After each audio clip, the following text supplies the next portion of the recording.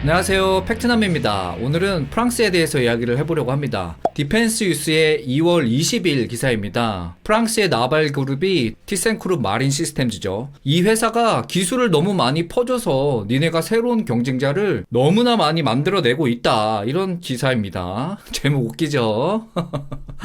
그래서 이 내용 얘기해볼 건데요. 이 제목이 제가 생각할 때는 한국 어감으로 이거예요. 아유, 저 새끼는 아주 그냥 경쟁자를 만들어내는데 선수다, 선수, 이런 의미거든요, 딱. 그래서 내용을 보면요, 프랑스의 나발 그룹이 독일의 TKMS를 비난한 겁니다. 왜? 말씀드린 대로 여기저기 티센크룹이 기술을 퍼졌다라고 이제 생각을 하는 거예요. 그래서 이러한 이유 때문에 유럽 잠수함 업체에 피해를 줬다라고 아주 피해 망상에 지금 빠져 있습니다. 야, 프랑스 또 너무 까는 거 아니냐, 이렇게 말씀하실 수 있습니다. 그런데 뒤에서 설명드릴게요. 왜 이게 피해 망상인지. 그래서 끝까지 시청 부탁드립니다. 자, 나발그룹이 티센크룹을 욕하려면 구체적 사례가 있어야 되잖아요. 그래서 이런 얘기를 합니다. 뭐라고? 나발그룹이 2개 국가를 언급하는데요. 그 중에 하나는 터키, 그리고 나머지는 대한민국입니다. 그렇죠. 터키와 대한민국은 같이 사업을 했습니다. 209급 사업하고요, 저희. 자, 그러면 프랑스 입장에서는 뭐가 못마땅한데 예를 좀 들어줘야 되잖아요. 그죠? 그래서 이 두 국가에 대해서 이야기를 하고 있습니다. 내용은요, 독일 너네가 이 위에 터키랑 대한민국에 지극히 중요한 기술 이전을 진행을 했다. 그래서 이 두 국가가 관련 기술을 기반으로 해서 현재는 유럽과 경쟁하는 잠수함 수출 시장에 진출을 했다라고 하면서 비난을 합니다. 그런데 유럽에서 잠수함 수출을 독일만 하는 거 아닙니다. 그쵸? 그러면은 반문을 할 수 있어요. 야, 그럼 너네 프랑스 나발그룹은 어떤데? 라고 얘기를 하니까요, 이렇게 얘기를 합니다. 우리는 경쟁 상대를 만들거나 상태가 어려워지지 않게 기술 이전에 대해서 매우 신중하게 접근하고 있어. 그러니까 우리가 하는 방법은 니네 티센크룹 마린 시스템즈와는 완전 달라. 선을 긋고 대조적이라고 강조를 하고 있습니다.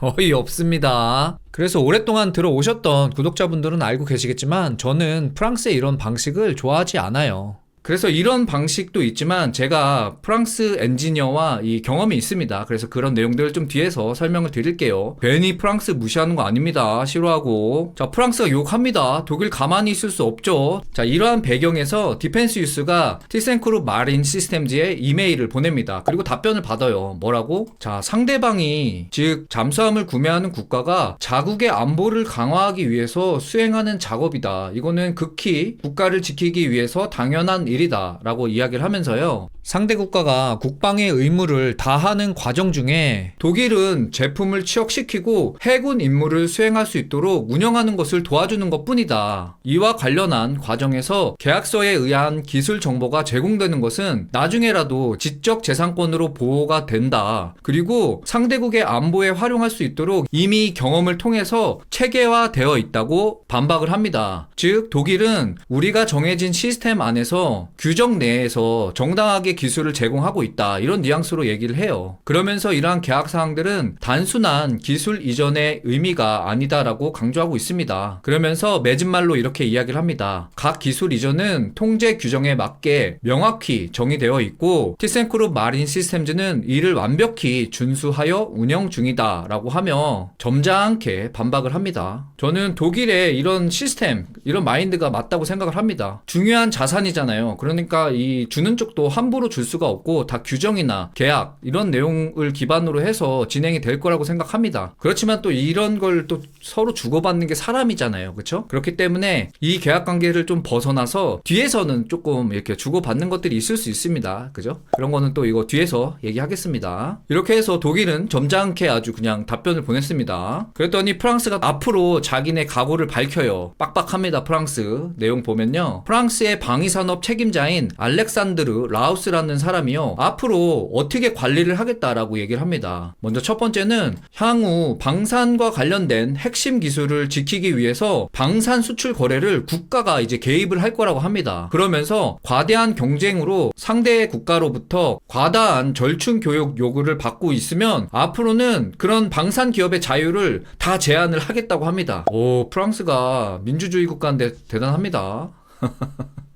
그러면서 앞으로 우리가 이렇게 제안을 한다 해도 니네가 참어. 왜? 우리가 하는 이 국가적인 이런 제재는 전략적 자율성을 유지하기 위한 선의의 조치라고 이제 말도 안 되는 단어로 포장을 해서 이제 얘기를 합니다. 선의의 조치. 참.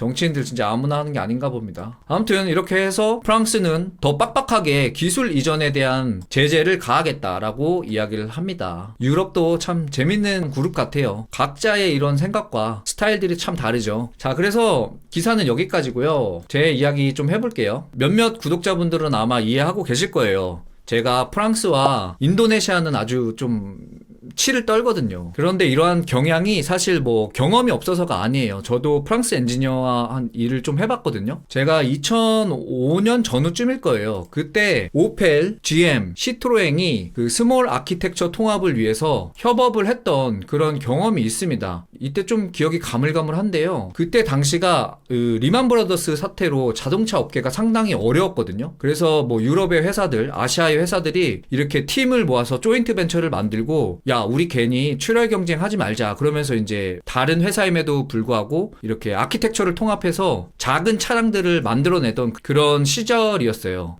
리만 브라더스니까 2008년이겠네요. 그죠? 한 이때쯤인 것 같아요. 그래서 우연찮게 제가 맡고 있는 아이템이 또 제가 리드를 하는 파트여서 같이 일을 했어요. GM하고 오펠은 지금 없어졌죠. 이때 당시 미국하고 독일 회사의 특성은 이랬어요. 어땠냐면 전체적으로 상당히 개방적이었다. 그래서 얘네 마인드가 이래요.